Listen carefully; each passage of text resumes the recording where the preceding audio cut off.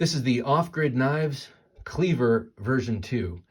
It is an incredibly handy EDC knife, and it's a cleaver that I actually like. I'm not a huge fan of folding cleavers because oftentimes they lack a point I am desperately looking for. But this one gives you a 60-degree angle at the front, giving you just enough point. You could stab with this if you needed to. And it's got that swedge, which would allow you to push it into whatever you're thrusting into. And by stab, I don't mean necessarily into a person, obviously. I mean like stabbing into, say, a clamshell package that is thicker than usual. This has a very thin blade and has a very thin geometry behind it, so it slices and cuts really well. But look at that point. You don't see points like that often on cleaver style blades. Look at how thin that is because of that swedge, and then because of that high height flat grind on this thin blade stock.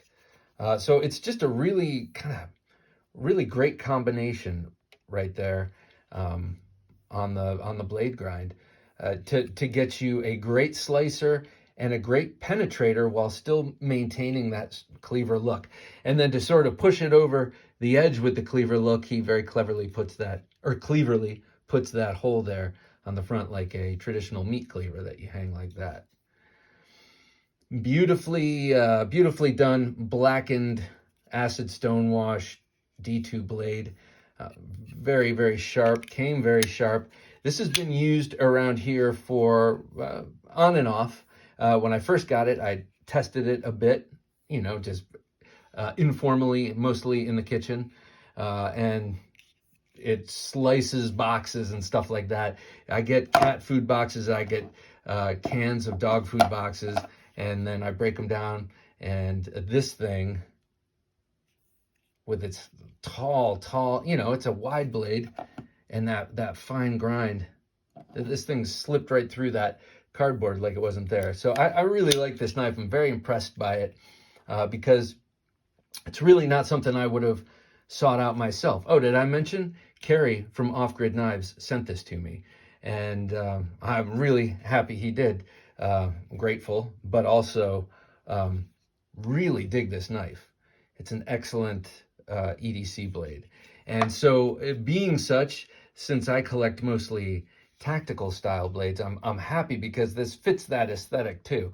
It's all black, as you can see. It's very comfortable and ergonomic, but it has some capabilities that other cleaver blades I just don't think have.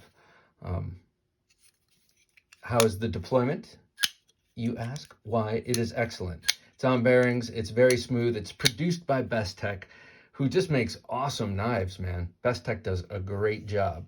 Now, this is a, not only on their OEM knives, by the way, but on their own knives. They have a lot of capacity, it seems. This is G10 here, and then this is the version 2, so Kerry, by this point, with the version 2, decided he wanted to go to totally flush under the pocket clip, unlike some of his earlier ones. This is a few years earlier. This is the Black Stallion. Also, a sickeningly cool blade, I gotta say. Very slicey. Look at how broad that thing is. Very slicey. But yeah, so at this point, you know, this version 2 has some improvements to it. The changes in the blade, and then also right here. And I'm not sure what other changes there are. I love this choil. That is a full finger choil, and works great. It fits my finger really well, and I can squeeze and flex that finger muscle or that finger fat into the corner there, and it's still roomy enough for my fingers not to feel it. Someone with giant hands, they'll probably feel it, but like this, and you know, just for control, it's a really nice size. That's their logo, by the way, Off-Grid Knives. Deep carry. Really excellent. Let me show it with a couple of others here. This is like I showed you before, this is the Black Stallion. Also Bestech. These are all Bestech, the ones I'm going to show you. He does everything now with Bestech. He used to do his Elite line with Wii. but was finding that Bestech was giving him what he wanted without having to go to 2 different OEMs. So he's doing everything with Bestech. Here it is with the most awesome, this is probably my favorite of the smaller off-grid knives. This is the Cayman. Looks like a Cayman. Cayman is a small crocodile type animal that lives in South America, but it has that sort of face, kind of scooped out long nose, and on a Bowie blade. I just think that looks so cool. And this is also thin blade stock, broad, high, a little bit more than half the way up, saber grind. It's very thin and slicey. This is a fidgeting dream. This is one of those knives that fidgets so nicely that I'm constantly checking the if there's blade play, and of course there isn't. In this size also, and quite interesting, is the Raptor. Look at this thing. This I gotta be honest, I didn't know what to think of this when I saw this. I thought, and I actually told this to Kerry last time he came on the Knife Junkie podcast. When he came on the podcast, I says, Kerry, no, I just had this blade. When I saw this blade, I thought, oh, you're just trying to be different. You know, like 1, 2, 3, 4. Yep, sounds like mommy's home.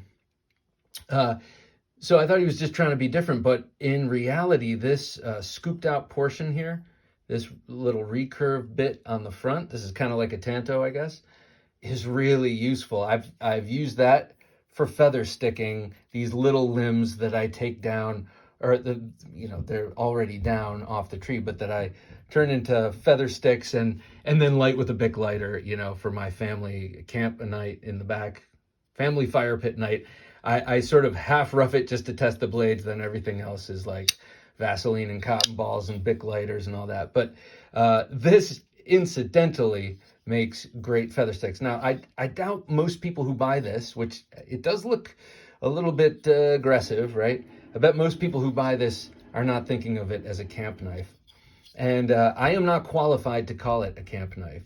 But these two blade surfaces, these two edges, are pretty damn useful and very thin behind both of those edges with outstanding geometry. The handle right here, this is uncomfortable. I don't like this right here, but it was a design necessity, and I understand that. I also raised that with him. But design necessity is what it is. So, but for me, I would, with gloves, this would be great for extended use in that rough way. But this is not a Raptor review, is it? So together, that's what they look like. Size-wise, this is really nice, this handle, the treatment of that sort of Anzo pattern there. And then, lastly, probably my all-time favorite off-grid knife is this, the Rhino. This is the V2. I love this, 154 cm, awesome action, super hard use, big broad profile, reminds me a bit of the early ZTs, the 200s and the 300 series.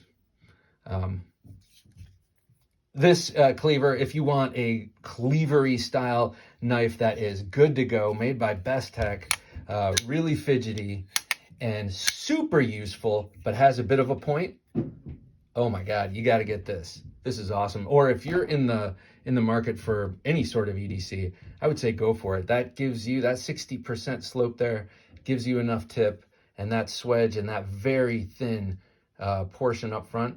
This will allow you to do a lot of things more than just slicing. And, well, you're not going to be doing much chopping, but other things associated with cleavers, like it will allow you to puncture and penetrate. It's so thin up there. Anyway, great knife. This is the Off-Grid Knives Cleaver version 2. Check it out.